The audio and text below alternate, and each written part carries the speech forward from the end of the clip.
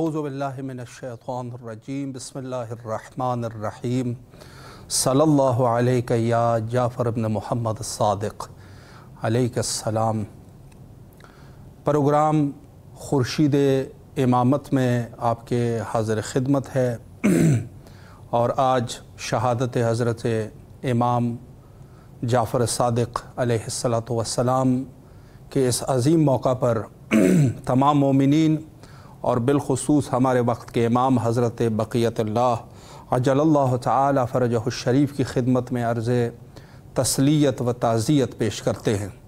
یقیناً نہایت ہی محزون اور نہایت ہی غمگین موقع ہے تمام حبداران اہل البیت علیہم السلام کے لیے۔ آج انشاءاللہ العزیز ہماری گفتگو کا محور بھی حضرت امام جعفر صادق علیہ السلام ہے۔ رئیس مذہب امامیہ حضرت امام جعفر صادق علیہ السلام۔ بہت سارے پہلو ہے لیکن آج انشاءاللہ العزیز حضرت کے علمی پہلو پر گفتگو کریں گے، اور آج ہمارے ساتھ اس پروگرام کے مہمان خصوصی حجت الاسلام المسلمین عالی جناب مولانا شیخ سمیع حسین نجفی صاحب قبلہ ہوں گے، اور اس وقت رابطہ بھی ہمارا قائم ہو چکا ہے۔ السلام علیکم ورحمۃ اللہ وبرکاتہ۔ جی غالباً کوئی فنی مشکل کی وجہ سے رابطہ ہمارا منقطع ہو چکا ہے۔ انشاءاللہ العزیز دوبارہ جو ہے کنٹرول روم سے گزارش ہے کہ رابطہ جو ہے جو ہی بحال ہو جائے تو انشاءاللہ العزیز گفتگو کا سلسلہ ہمارے معزز مہمان کے ساتھ جاری رکھا جائے۔ علمی پہلو کے عنوان سے آج انشاءاللہ گفتگو کریں گے۔ میں عرض کروں کہ پہلے بھی اس پر میں عرض کر چکا ہوں کہ جو غیر عاقل قسم کے لوگ ہوتے ہیں وہ زیادہ تر ان کی توجہات بلڈنگز اور بنایات کے اوپر ان کی ہوتی ہے۔ بڑے بڑے بلڈنگیں بنانا، محل بنانا، کاخ بنانا، چونکہ وہ اپنی شان اور شوکت ان چیزوں میں دیکھتے ہیں۔ لوگ دیکھیں گے کہیں گے کیا عظمت ہے اس کی، کیا گھر بنایا ہے اس نے۔ مثلا ہمارے ہاں جیسے لوگوں کے بڑے بڑے گھر ہوتے ہیں، ہزار میٹر کے گھر مثلا مہنگے ایریوں میں، تو وہ اس وجہ سے کہ لوگ دیکھیں گے وہ کہیں گے کیا عظمت ہے اس آدمی کی، کیا گھر بنایا ہے، اس کی ارب ملینز اس کی جو ہے وہ قیمت ہوگی۔ تو بہرحال یہ دنیاوی اعتبار سے جو لوگ ہوتے ہیں وہ اس قسم کے اپنی شان اور عظمت کو برقرار رکھنے کے لیے بلڈنگز اور بنایات وغیرہ بناتے ہیں۔ لیکن جہاں بات ہوتی ہے فکر کی، جہاں پر بات ہوگی جو محکم کاری ہے، جس کو یہ کہا جا سکے کہ وہ چیز جو باقی رہ سکتی ہے وہ ہے فکر، اور فکر کے لیے ظاہر ہے کہ جو مؤثر ترین طریقہ حضرت امام جعفر صادق علیہ السلام نے اختیار فرمایا وہ دنیا بھر سے شاگردوں کی تربیت، ان کے اوپر خرچہ کرنا، اور جیسے بعض تاریخی واقعات میں یہ بھی ملتا ہے کہ جو کچھ حصہ جو حضرت کو ملا تھا اس کو جو ہے وہ حضرت اس کار میں بروئے کار لا رہے تھے، اس کام میں کہ کم از کم جو ہے وہ شاگردوں کو آمادہ کیا جائے۔ یہ زمانہ جو تھا بنو عباس اور بنو امیہ کے درمیان جو جنگ کا زمانہ تھا، کہ جہاں بنو عباس نے سیاسی طریقے سے اٹھ کے یہ اعلان کر دیا کہ ہم نے خون اہل البیت علیہم السلام بالخصوص ہمارے سید و سردار حضرت امام حسین علیہ السلام کے خون کا بدلہ لینے کے لیے، چونکہ بنو امیہ اور بنو مروان نے جو مظالم کیے تھے انہوں نے سیاسی اعتبار سے یہی کیا کہ اٹھے اور انہوں نے کہا کہ ہم جو ہے وہ انتقام لیں گے۔ در حالی کہ انتقام لینا مقصود نہیں تھا، یہ تو خود دشمن تھے، پھر بنو عباس اور بنو امیہ اور بنو مروان سے زیادہ جو ہے یہ زہریلے ثابت ہوئے۔ تو بہرحال اس زمانے میں حضرت نے چونکہ یہ آپس میں لڑ رہے تھے، امام کو تھوڑا سا موقع ملا اور امام نے شاگردوں کو تربیت فرمایا اور ان کو تدریس کر دیا۔ تو آج جو ہے وہ بہرحال رابطہ ہمارا قائم ہو چکا ہے حجت الاسلام المسلمین عالی جناب مولانا شیخ سمیع حسین نجفی صاحب قبلہ سے رابطہ غالباً ہمارا قائم ہو چکا ہے۔ السلام علیکم ورحمۃ اللہ وبرکاتہ۔ علیکم السلام ورحمۃ اللہ وبرکاتہ۔ قبلہ کیسے مزاج ہے آپ کے؟ خیر عافیت سے انشاءاللہ؟ الحمدللہ علی کل حال، اللہ آپ کو سلامت۔ الحمدللہ۔ سب سے پہلے آپ کی خدمت میں آج کی مناسبت کے عنوان سے عرض تسلیت و تعزیت پیش کرتے ہیں، اور ساتھ ساتھ نہایت ہی تہ دل سے ممنون اور مشکور ہے کہ آپ نے ایک دفعہ پھر ہمیں عزت بخشی اور خدمت کا یہ موقع ہمیں فراہم فرمایا۔ عظم اللہ حضورنا، اعظم اللہ اجورکم۔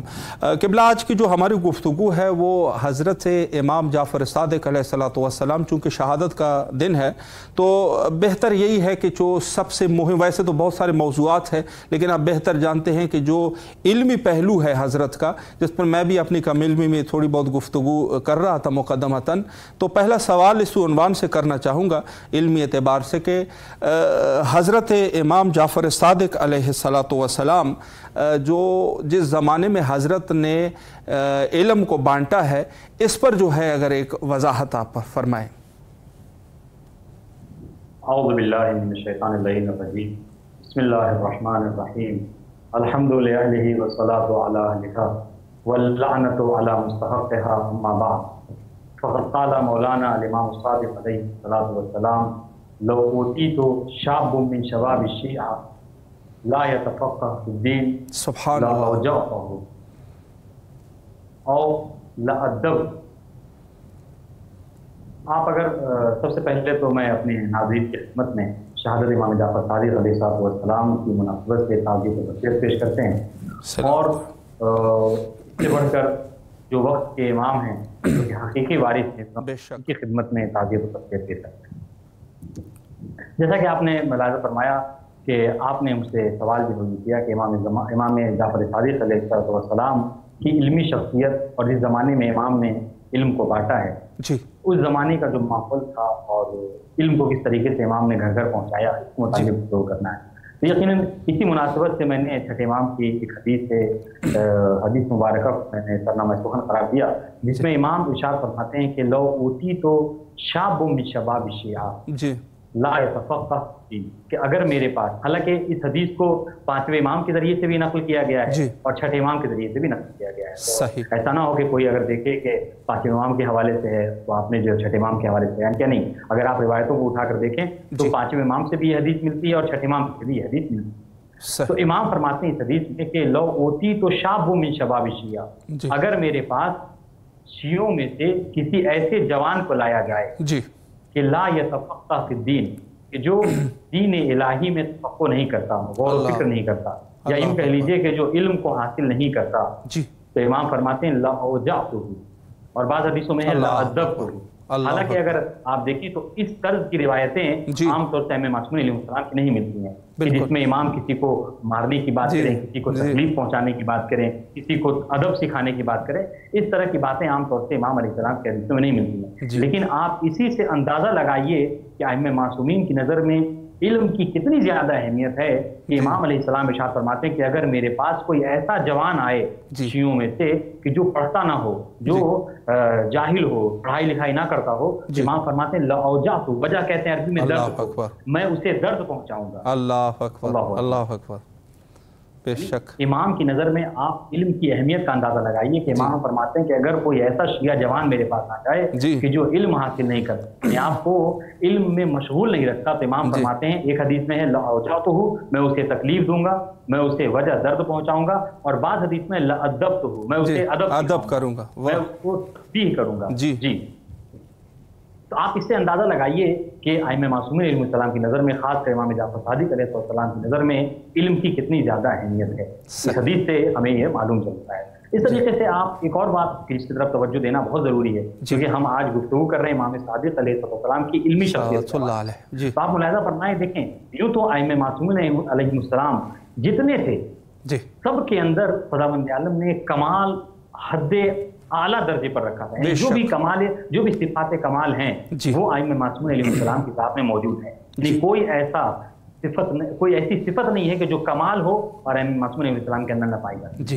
مگر پھر بھی اگر ہم امام ائمہ معصومین علیہ السلام کی سیرت کو اٹھا کر دیکھیں تو ہر امام نے کوئی نہ کوئی خاص صفت کمال کو لوگوں کے سامنے پیش کر کے دکھایا اور اس کا مظہر اپنی ذات کو قرار دیا ہے۔ صحیح۔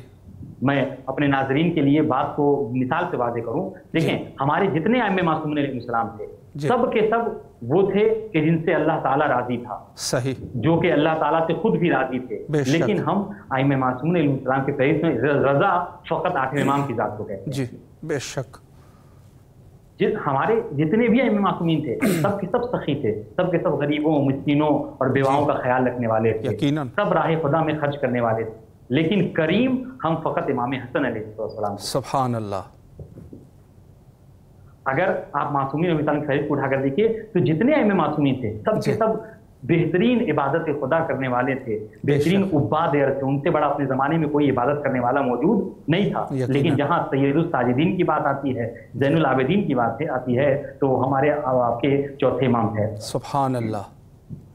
تو کہنے کا مقصد یہ ہے کہ ائمہ معصومین علیہ السلام نے اپنی ذات کو کسی نہ کسی صفات حسنہ کا مظہر قرار دیا ہے. اگر اس جہت سے ہم چھٹے امام کی زندگی کا مطالعہ کریں تو چھٹے امام نے سب سے زیادہ جس صفت کمال کے اوپر توجہ دی ہے اور اپنی ذات کو اس کا مظہر قرار دیا ہے وہ صفت علم. بے شک بے شک.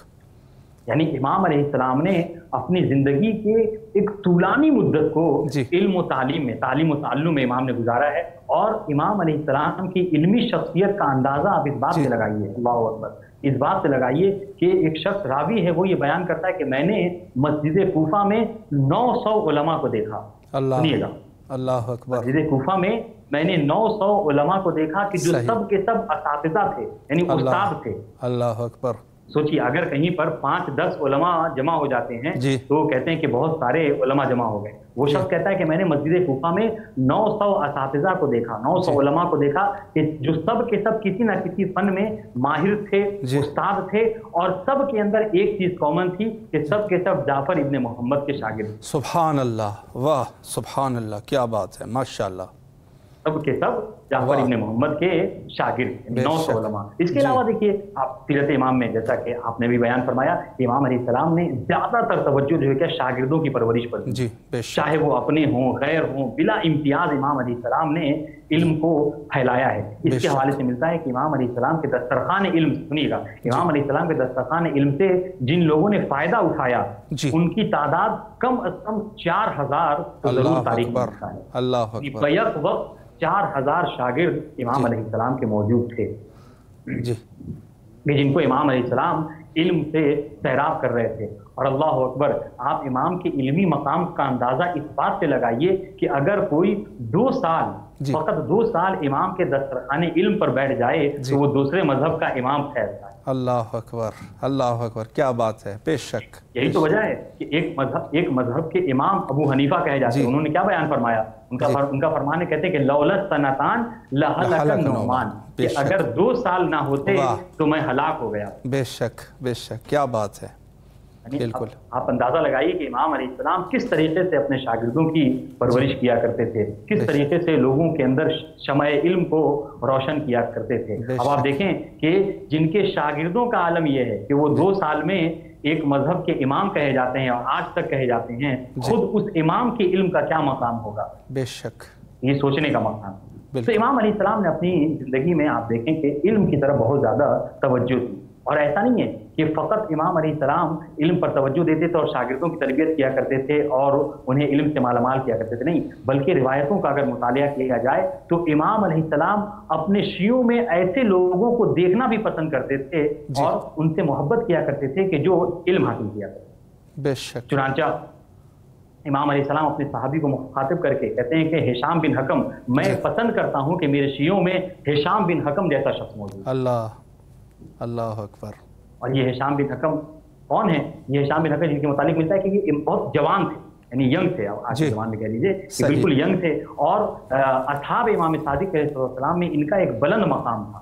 امام علیہ السلام خود جناب ہشام بن حکم کو بہت زیادہ دوست رکھا کرتے تھے کیونکہ یہ عقائد وغیرہ کے اوپر بہت زیادہ مناظرہ کیا کرتے تھے اور لوگوں کو جواب دیا کرتے تھے اور حقانیت اہل بیت علیہ السلام, افضلیت اہل بیت علیہ السلام, امامت اہل بیت علیہ السلام پر لوگوں کو ثابت کیا کرتے تھے. چنانچہ روایتوں میں ملتا ہے کہ ایک دفعہ چھٹے امام اپنے صحابہ کے ساتھ منا میں تشریف فرماتے جہاں پر زرارہ ابن عیون اور حمران جیسے بڑے بڑے صحابہ موجود تھے. روایتوں میں ملتا ہے کہ جب ہشام بن حکم اس بزم میں آئے تو امام صادق علیہ السلام نے سب کو ہٹا کر ہشام بن حکم کو اپنے پاس بلایا اور اپنے قریب میں بٹھایا. ظاہر ہے کہ اگر کوئی شخص کوئی آئے اور مولانا اس کو بلا کر اپنے پاس بٹھا لے تو سب یہ سمجھیں کہ ہاں لگتا ہے کہ یہ حضور کا خاص آدمی ہے. وہاں پہ یہی عام ہوا, یہی مسئلہ ہوا کہ جب ہشام بن حکم کو امام نے اپنے پاس بلا کر بٹھایا تو لوگوں نے سوال کیا کہ حضور زرارہ جیسے حمران جیسے صحابہ موجود, اس کے باوجود آپ ایک جوان کو اپنے پاس جگہ دے رہے ہیں. تو امام علیہ السلام نے پلٹ کر یہی جملہ کہا کہ مجھے پسند ہے کہ ہشام بن حکم جیسا شخص جو ہے وہ کیا ہو, وہ ہمارے شیعوں میں سے ہو, اور ہشام سے میں اس لیے محبت زیادہ کرتا ہوں کیونکہ وہ زبان کے ذریعے سے بھی میرا دفاع کرتا ہے اور اپنے ہاتھ کے ذریعے سے بھی دفاع کرتا ہے. سبحان اللہ. بے شک معلوم یہ ہوا کہ اہل بیت علیہ السلام اپنے شیعوں میں ایسے لوگوں کو دیکھنا چاہتے ہیں کہ جو اہل بیت علیہ السلام کا دفاع کرتے ہیں. وہیں اگر اس واقعے پہ غور کیا جائے تو اگر آج اس کے دور میں بھی اگر ہم چاہتے ہیں کہ اہل بیت علیہ السلام کے صحیح معنوں میں شیعہ ہوں اور امام علیہ السلام ہم سے محبت رکھیں, دیکھیں امام معصوم کا جو کردار ہوتا ہے وہ بدلتا نہیں ہے. یہ اگر وقت کے امام صادق کو دیکھا جائے تو آج وقت کے امام صادق ہمارے امام زمانہ ہے. سبحان اللہ. بے شک بے شک. اگر کوئی یہ چاہتا ہے کہ امام زمانہ کی نظروں میں اپنے آپ کو بلند کرے, اپنی قامت کو بلند کرے, تو اسے چاہیے کہ دفاع اہل بیت علیہ السلام کرے. آج سب سے زیادہ جس چیز کی طرف توجہ دینے کی ضرورت ہے وہ ولایت اہل بیت علیہ السلام, دفاع اہل بیت علیہ السلام کرنے کی ضرورت ہے. اور دیکھیں اگر کوئی شخص ایسا کرتا ہے تو یقیناً وہ اہل بیت علیہ السلام کی نظر میں قابل قدر ہوگا, قابل احترام ہوگا, جس کی مثال ہم نے ابھی ہشام کی شکل میں دیکھا.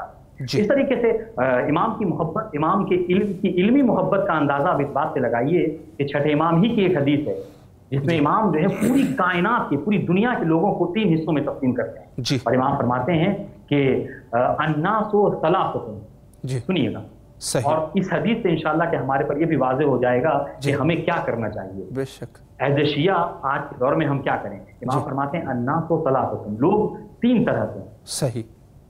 عالم و متعلم و غفاء. امام چھٹے امام کی حدیث ہے. امام فرماتے ہیں یا تو لوگوں میں یا تو علماء ہیں یا وہ لوگ ہیں کہ جو علم حاصل کرنے والے نہیں, طلباء ہیں, یا پھر غفاء ہیں. غفاء عربی میں اس پتے کو کہتے ہیں کہ جو پتجھڑ کے موسم میں درخت سے سوکھ کر گر جاتا ہے. اللہ. صحیح, بالکل. اب آپ اندازہ لگائیے کہ اس پتے کی کیا حیثیت رہتی ہے. اگر دیکھا جائے تو اس پتے کی کوئی حیثیت نہیں ہے. ہوا جس سمت چلتی ہے اس سمت چاہتی ہے وہ اس پتے کو اڑا کر لے کے چلی جاتی ہے. بالکل بالکل, ہے نا. گلشن میں بھی اس پتے کی کوئی جگہ نہیں ہوتی ہے. مالی اسے اٹھا کر فوراً جو کچرا سمجھ کر باہر پھینک دیا کرتا ہے. امام فرماتے ہیں کہ لوگ 3 طرح کے ہیں, یا تو عالم ہے یا متعلم ہے یعنی پڑھنے والے طالب علم ہیں, یا پھر جو کیا ہیں غفاء ہیں. اور امام اس کے بعد عجب جملہ کہتے ہیں. امام فرماتے ہیں نحن العلماء, ہم اہل بیت علیہ السلام علماء. سبحان اللہ سبحان اللہ.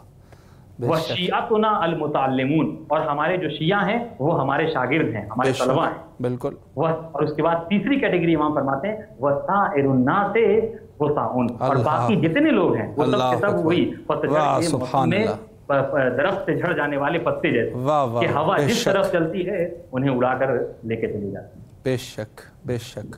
تو گویا کہ امام علیہ السلام نے ہمارا وظیفہ بتایا کہ اگر ہم چاہتے ہیں تو یہ عمر کی کوئی حد نہیں ہوتی, عمر کی کوئی قید نہیں ہوتی.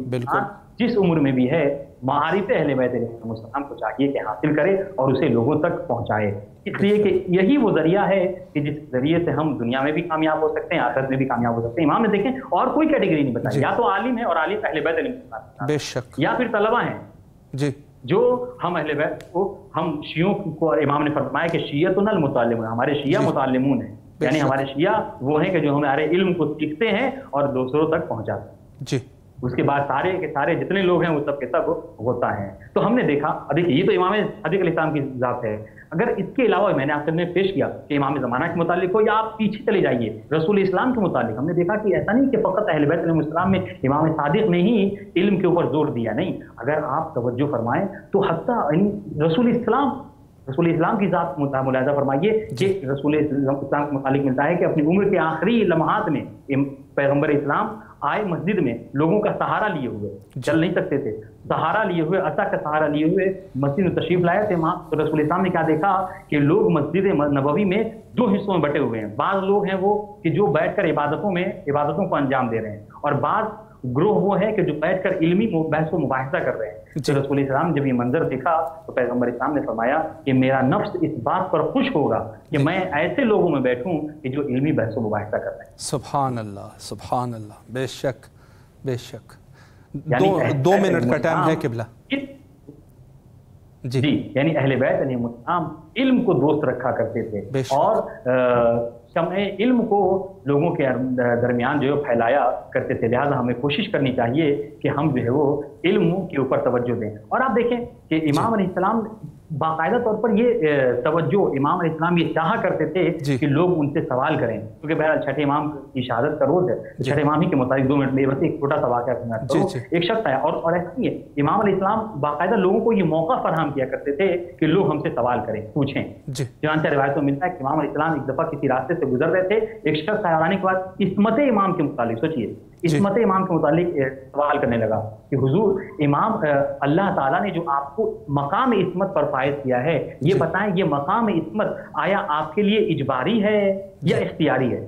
یعنی کیا یہ ضروری ہے کہ آپ معصوم ہوں؟ اللہ تعالیٰ نے آپ کو معصوم ہی پیدا کیا ہے، معصوم ہی بنایا ہے، اور آپ گناہ کے قریب نہیں جا سکتے، یا پھر نہیں بلکہ آپ کا اختیار ہے اور آپ گناہ کے قریب جا سکتے ہیں لیکن آپ نہیں جا سکتے؟ صحیح. تو کمال یہ نہیں ہے کہ اجباری طور پر کسی کو معصوم بنا دیا جائے. امام علیہ السلام نے فرمایا کہ نہیں، عصمت ہمارے لیے اجباری نہیں ہے بلکہ عصمت ہمارے لیے اختیاری ہے.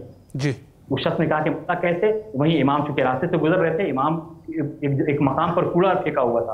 امام علیہ السلام نے بتایا کہ یہ بتاؤ کیا تمہارا نفس اس بات کو گوارا کرے گا کہ اس مزبلے میں، اس کوڑے کے پہ جاؤ اور جا کے بیٹھ جاؤ؟ اس نے کہا کہ نہیں مولا، میرا نفس اس بات کو گوارا نہیں کرے گا کہ میں کوڑے کے قریب جاؤں، کوڑے پہ جا کے بیٹھوں. امام علیہ السلام نے فرمایا کہ ہم اور گناہوں کا کچھ ایسا ہی رابطہ ہے. اللہ اکبر. ہمارا اس بات کو قبول نہیں کرتا کہ ہم گناہ کے قریب تک جائیں. سبحان اللہ. معلوم کہ مقام عصمت جو اللہ تعالیٰ نے ائمہ معصوم علیہ السلام کو فائز کیا ہے وہ اختیاری ہے، جس سے سمجھ میں آتا ہے کہ جو اس بات کو پیش کرنے کا مقصد یہ تھا کہ ائمہ معصوم علیہ السلام نے باب علم کو ایسا نہیں کہ اپنے خاص صحابہ کے لیے کھول رکھا تھا، نہیں بلکہ عوام کو، پبلک کو بھی یہ موقع فراہم کیا کرتے تھے کہ جو سوال کرنا چاہیں وہ کر سکتے ہیں. لہٰذا ہماری بھی کوشش ہونی چاہیے کہ ہم علم کی شمع کو جہاں جتنا زیادہ ہو سکے روشن پر. انشاءاللہ. قبلہ اللہ آپ کے توفیقات خیر میں اضافہ فرمائے. دل تو کرتا ہے کہ مزید اس بحث کو ادامہ دیا جائے، لیکن ظاہر ہے کہ وقت جو ہے وہ مختصر ہے. تہہ دل سے آپ کے قبلہ ممنون اور مشکور ہے، اور آپ سے قبلہ التماس سے دعا کرتے ہیں انشاءاللہ کسی اور وقت بھی آپ کے حاضر خدمت رہیں گے. شکریہ. دعا و زیارہ محتاج دعا. فی امان اللہ. اللہ حافظ. اللہ حافظ. بہت ہی خوبصورت اور مہم گفتگو آپ سماعت فرما رہے تھے حجت الاسلام عالی جناب مولانا شیخ سمیع حسین نجفی صاحب قبلہ سے، اور انہوں نے بڑی واضح گفتگو فرمائی. وقت ہمارا تقریباً انتہا پر ہے، اور آخر میں حجت خدا کے ظہور کے لیے دعا کرتے ہیں. اللہم عجل لولیک الفرج.